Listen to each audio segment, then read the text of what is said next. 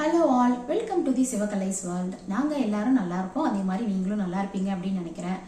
இன்னைக்கு super and டேஸ்டான இன்னைக்கு சோரொட்டி வறுவல் தான் நம்ம பார்க்க போறோம். இது பாத்தீங்கன்னா ஹீமோகுளோபின் கம்மியா இருக்கிறவங்க இது சாப்பிட்டாங்க அப்படின்னா ஹீமோகுளோபின் லெவல் வந்து இன்க்ரீஸ் ஆகும். அதே மாதிரி பிரெக்னெண்டா இருக்கிறவங்களும் இது சாப்பிடலாம். அந்த சமயத்துல அவங்களுக்கு ஹீமோகுளோபின் லெவல் ரெடியூஸ் ஆயிருந்துச்சு அப்படின்னா இன்க்ரீஸ் ஆகும். இது ரொம்பவும் சூப்பராகவும் இருக்கும். வாங்க நம்ம அதை எப்படி செய்யலாங்கிறத பார்க்கலாம். அதுக்கு தேவையான இன்கிரீடியன்ஸ் என்னென்னங்கிறதையும் நான் சொல்றேன். வாங்க நம்ம வீடியோக்குள்ள போகலாம். இதுக்கு பாத்தீங்கன்னா ஒரு 400 கிராம் அளவுள்ள நான் சுவரொட்டியை வாஷ் பண்ணி எடுத்து வச்சிருக்கேன். மஞ்சத்தூள் போட்டு நல்லா ஒரு 4 டைம்ஸ்க்கு எடுத்து நல்லா வாஷ் பண்ணி நான் எடுத்து வச்சிருக்கேன். அடுத்து பாத்தீங்கன்னா சின்ன வெங்காயத்தை நல்லா சின்ன சின்னதா பொடியா கட் பண்ணி எடுத்து வச்சிருக்கேன். இதுல சின்ன வெங்காயத்தை சேர்த்து பண்ணும்போது இதோட டேஸ்ட் ரொம்பவும் சூப்பரா இருக்கும்.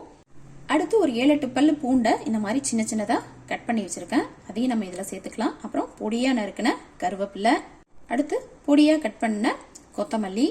அடுத்து இதுக்கு செய்யறதுக்கு தேவையான மசாலா என்னென்ன வேணும் அப்படிங்கறத நம்ம பார்க்கலாம். ஃபர்ஸ்ட் இஞ்சி பூண்டு பேஸ்ட் எடுத்து வச்சிருக்கேன். அடுத்து கொத்தமல்லி தூள், தனி மிளகாய் தூள், அதே மாதிரி மிளகுத்தூள், பெருஞ்சீரகத்தூள், சீரகத்தூள், அடுத்து இதுக்கு தேவையான அளவு உப்பு. இதெல்லாம் தான் இந்த சுவரொட்டி வறுவல் செய்யறதுக்கு தேவையானது. இப்ப பாருங்க, அடுப்புல நம்ம ஒரு பாத்திரத்துல தண்ணியை வச்சு நல்லா அதை நம்ம கொதிக்க விடணும்.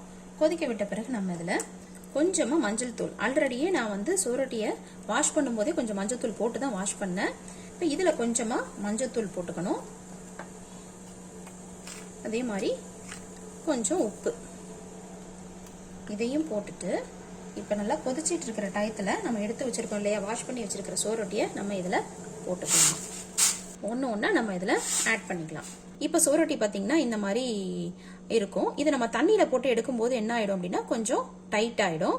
அதே மாதிரி நம்ம அதுல மேல இருக்கிற ஸ்கின் ஏதாவது இருந்துச்சு அப்படின்னா அந்த ஸ்கின்னையும் நம்ம ரிமூவ் பண்றதுக்கும் ஈஸி ஆயிடும். அதுக்காக தான் நம்ம போடுறோம். அதுல உள்ள பிளட் எல்லாம் பாத்தீங்க அப்படின்னா கொஞ்சம் கிளாட் ஆயிடும். நமக்கு கட் பண்றதுக்கும் எல்லாமே ஈஸியா இருக்கும். இல்லைன்னா நம்ம அப்படியே கட் பண்ணோம் அப்படின்னா இதுல உள்ள பிளட் எல்லாம் வெளியில வந்துடும். ஒரு 5 மினிட்ஸ்க்கு அப்புறம் நம்ம பார்க்கலாம். நிறைய பேருக்கு இதை குக் பண்றதுதான் கஷ்டம்னு நினைப்பாங்க. அதை எப்படி நம்ம குக் பண்ணணுங்கிறது அந்த ப்ரொசீஜர் தெரிஞ்சுக்கிட்டோம் அப்படின்னா நம்ம ஈஸியா குக் பண்ணிக்கலாம். இது ஒன்றும் கஷ்டம் கிடையாது. இந்த மாதிரி தண்ணியில போட்டு நம்ம என்ன பண்ணலாம் அப்படின்னா 2 பக்கமும் திருப்பி விடணும். இப்ப நம்ம 5 மினிட்ஸ் ஆன பிறகு நம்ம தண்ணியிலேருந்து எல்லா சுவரொட்டியும் எடுத்துடலாம். இதுக்கு மேலேயும் ரொம்ப நேரம் விட்டோம் அப்படின்னாலும் ரொம்பவும் ஹார்ட் ஆயிடும். எல்லாத்தையும் நான் பிளேட்ல மாத்திக்கிட்டு காட்டுறேன். இப்ப பாருங்க, முன்ன எப்படி இருந்துச்சு, இப்ப பாருங்க மேல உள்ள ஸ்கின் எல்லாம் கொஞ்சம் ஹார்ட் ஆயிருக்கு பாருங்க. இப்ப நம்ம இதுக்கு மேல இருக்கிற ஸ்கின் எல்லாம் நம்ம எடுத்துடலாம். எந்த அளவுக்கு நமக்கு வருதோ அந்த அளவுக்கு நமக்கு மேல உள்ள ஸ்கின் எல்லாம் நம்ம எடுத்துடலாம். இந்த மாதிரி கையாலையும் இப்படி எடுக்கலாம், இல்ல சிசர் வச்சு கூட நம்ம எடுத்தோம் அப்படின்னா இந்த மாதிரி மேல உள்ள ஸ்கின் எல்லாமே வந்துடும். இப்ப பாருங்க இந்த மாதிரி வருது இல்லையா ஸ்கின்னு, அதை அப்படியே ஒன்னா நம்ம அப்படி இழுத்தோம் அப்படின்னா வந்துடும். இந்த மாதிரி நான் எல்லாத்தையும் எடுத்துட்டு உங்களுக்கு நான் கட் பண்ணிட்டு காட்டுறேன். இப்ப பாருங்க, சுவரொட்டியில மேல இருக்கிற ஸ்கின் எல்லாம் எடுத்துட்டு இப்ப வச்சிருக்கேன்.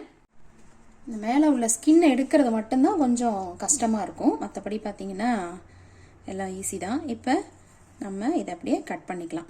நம்மளுடைய சைஸுக்கு தகுந்த மாதிரி கட் பண்ணிக்கலாம். சின்ன சின்னதா கட் பண்ணிக்கிட்டோம் அப்படின்னா ஈஸியா வந்து குக் ஆயிடும். நீங்க நைஃப்ல வேணாலும் கட் பண்ணிக்கலாம். நான் சிசரால அப்படியே கட் பண்றேன். இப்போ எல்லாத்தையும் கட் பண்ணிட்டு நம்ம பார்க்கலாம். இப்போ பாருங்க, எல்லாத்தையும் சின்ன சின்னதா கட் பண்ணிட்டு வந்தாச்சு. இதுல ஒரு பேனை வச்சுட்டு இதுல நம்ம நல்லெண்ணெய் சேர்த்துக்கலாம். இதுக்கு பாத்தீங்கன்னா நல்லெண்ணெய் தான் சேர்த்துக்கணும். நல்லெண்ணெய் சேர்த்துக்கிட்டோம் அப்படின்னா தான் அதோட டேஸ்ட் ரொம்பவும் நல்லா இருக்கும். இதுக்கு பாத்தீங்கன்னா நல்லெண்ணெய் தான் சேர்த்துக்கணும், அப்பதான் வந்து டேஸ்ட் ரொம்பவும் நல்லா இருக்கும். ஆயில் சேர்த்து ஹீட் ஆனதும் ஃபர்ஸ்ட் நம்ம பூண்டை சேர்த்துக்கலாம்.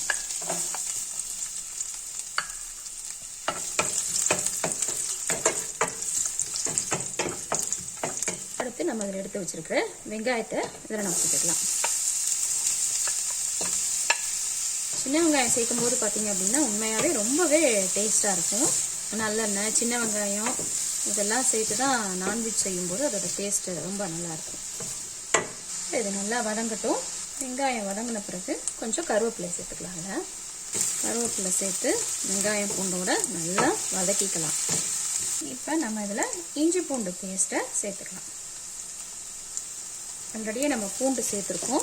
இப்போ இதில் இஞ்சி பூண்டு பேஸ்ட் சேர்த்து நல்லா வதக்கி விட்டுக்கணும்.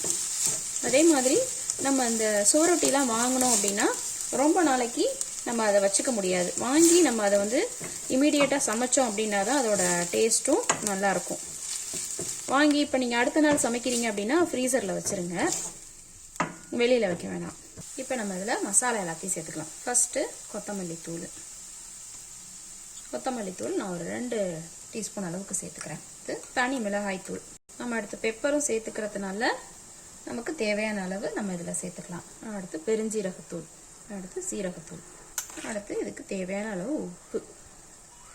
ஆல்ரெடி நம்ம சுவரொட்டி வேக வைக்கும் போதும் உப்பு போட்டிருக்கோம், அதனால உப்பை வந்து நம்ம பார்த்து சேர்த்துக்கலாம். சேர்த்துட்டு நல்லா வதக்கிக்கலாம்.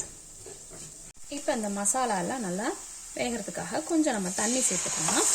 தண்ணி சேர்த்து நல்லா கலந்து விட்டுக்கலாம். நல்லா கொதிச்சு வரட்டும். இப்போ பாருங்க மசாலா எல்லாம் நல்லா கொதிச்சு வருது. இப்போ நம்ம இதில் எடுத்து வச்சிருக்கிற சுவரொட்டி எல்லாம் சேர்த்துக்கலாம்.